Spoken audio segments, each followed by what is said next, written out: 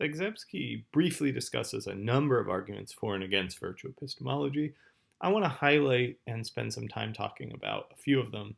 I'm not going to go over all of them because I think some of them aren't that interesting or compelling, but I want to go over two arguments for virtue epistemology and one of the arguments she discusses against. So the first argument for I want to discuss is the argument from the artificiality of the belief-based model of epistemology. So how does this argument go? So here's the quote where she gives it.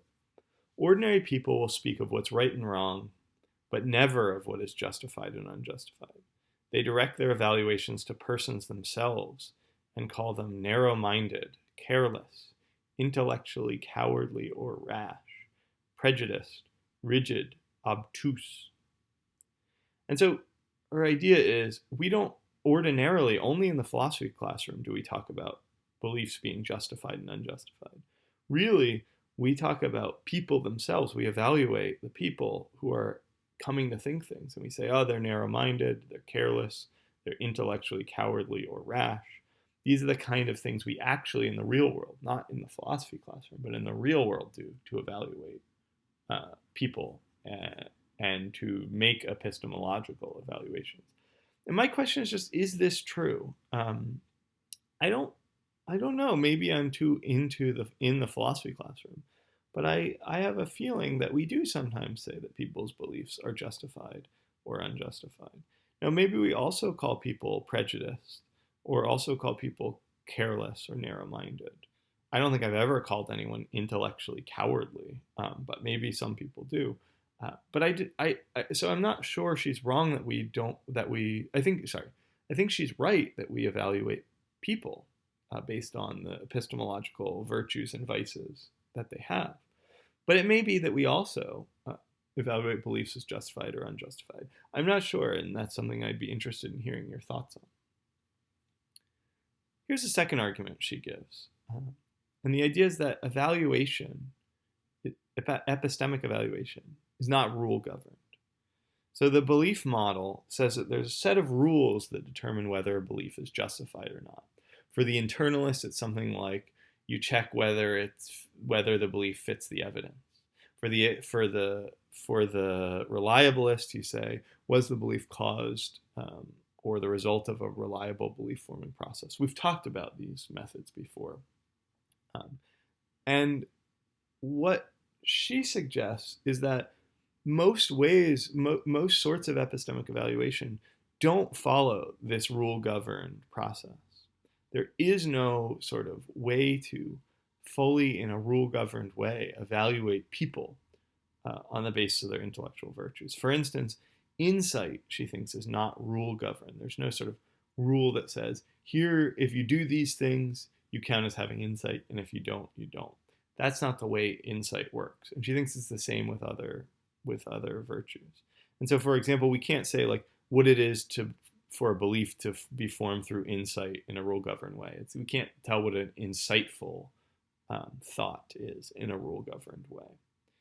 It's just the sort of thing that comes about from fostering good intellectual character.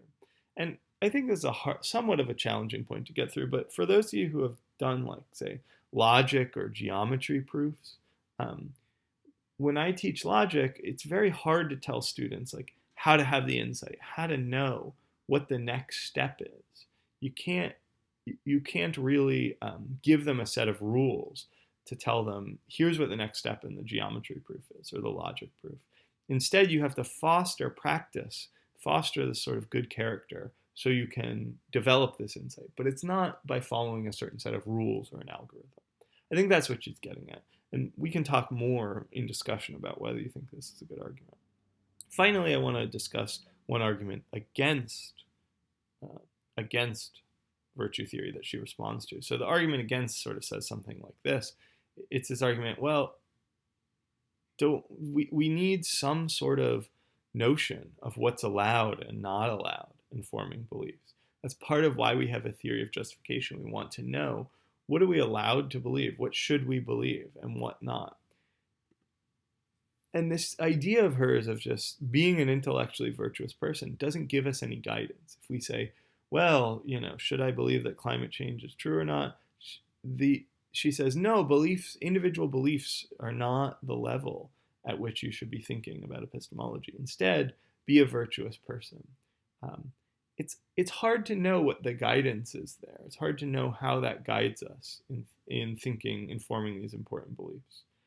Now, Zagzebki herself doesn't seem worried about the lack of guidance because she thinks that no one's harmed by bad beliefs being formed. So if somebody forms a particular bad belief, which we might have called an unjustified belief before, um, she's going to say, look, nobody's harmed about a particular belief being formed. Rather, we should focus on the person. I wonder if that's true. I wonder if, beliefs formed by certain people who have the power to change things really do harm people. We might even think in ourselves important beliefs about about things that are going to affect a large number of people. So about the spread of the very virus we're fighting right now, about climate change, about beliefs about whether your partner is cheating on you. All of these sorts of beliefs might have a really big impact on how you act, and they might lead to harm or to some sort of great happiness if you have the right beliefs. So I think it's important to realize that maybe she's a little flip here. Maybe it does matter which beliefs we had, not just our intellectual character, but particular beliefs. We might want guidance on how we form them.